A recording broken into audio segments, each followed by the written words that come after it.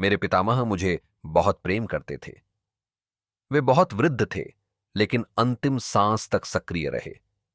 उन्हें प्रकृति से अत्यधिक प्रेम था। वे एक दूर स्थित खेत में रहते थे। कभी कभी शहर आते, लेकिन उन्हें शहर कभी पसंद नहीं आया। उन्हें हमेशा जंगलों और प्राकृतिक जीवन से प्रेम था। कभी कभी मैं उनसे मिलने जाता और उनके पैर दबाता। वे बहुत बूढ़े हो गए थे और कठिन परिश्रम करते थे, इसलिए मैं उनके पैर दबा देता। लेकिन मैंने उनसे कहा, याद रखिए, मैं कोई कर्तव्य नहीं निभा रहा हूं। इस संसार में किसी के प्रति मेरी कोई जिम्मेदारी नहीं है। मैं आपसे प्रेम करता हूं और इसीलिए आपके पैर दबा रहा हूं, लेकिन केवल तब तक जब तक यह मेरे लिए सहज और आनंददायक है। जिस क्षण मैं रुक जाऊं, मुझसे थोड़ा और करने के लिए कभी मत कहना। मैं नहीं करूंगा। मैं यह अपने आनंद से कर रहा हूं, केवल इसलिए नहीं कि आप मेरे दादा हैं। यही काम मैं किसी भिखारी या किसी अजनबी के लिए भी कर सकता हूं, सिर्फ प्रेम के कारण। उन्होंने बात समझ ली। उन्होंने कहा, मैंने कभी सोचा ही नहीं था कि प्रेम और जिम्मेदारी दो अलग बातें हैं, लेकिन तुम सही कहते हो। जब मैं खेत में काम करता हूं, तो हमेशा सोचता हूं कि यह अपने बच्चों और उनके बच्चों के लिए मेरा कर्तव्य है। यह मेरे हृदय पर बोझ बन गया है।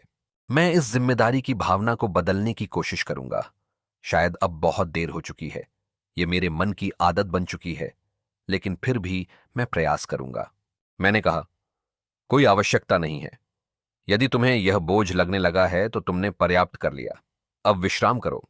जब तक खुले आकाश, हरे भरे खेत, पेड़ और पक्षी तुम्हें आनंद न दें, तब तक काम करने की कोई जरूरत नहीं। यदि तुम केवल आनंद से काम कर रहे हो और अपने बच्चों से प्रेम करते हो, तभी काम जारी रखना, अन्यथा रुक जाओ। यद्यपि वे बहुत वृद्ध थे, फिर भी हमारे बीच कुछ ऐसा जुड़ाव था जो परिवार के किसी अन्य सदस्य के साथ कभी नहीं हुआ। हम बहुत अच्छे मित्र थे। मैं परिवार का सबसे छोटा था और वे सबसे बड़े, दो बिल्कुल विपरीत ध्रुव। घर के सभी लोग हंसते और कहते, यह कैसी दोस्ती है? तुम दोनों साथ हंसते हो, एक दूसरे से मजाक करते हो, साथ खेलते हो, एक दूसरे के पीछे दौड़ते हो। वे इतने बूढ़े हैं और तुम इतने छोटे, और वे किसी और से वैसे बात नहीं करते जैसे तुमसे करते हैं, न ही तुम किसी और से वैसे बात करते हो जैसे उनसे करते हो। मैंने कहा, हम दोनों के बीच कुछ घटित हुआ है। वे मुझसे प्रेम करते हैं और मैं उनसे। अब यह किसी रिश्ते का प्रश्न नहीं रहा। न मैं उनका पोता हूं, न वे मेरे दादा। हम केवल दो मित्र हैं, एक वृद्ध और एक युवा। मेरे दादा बिल्कुल भी धार्मिक व्यक्ति नहीं थे। वे जोरबाद ग्रीक के अधिक निकट थे। खाओ, पियो और आनंद से जियो। कोई दूसरा संसार नहीं है। यह सब कल्पना है।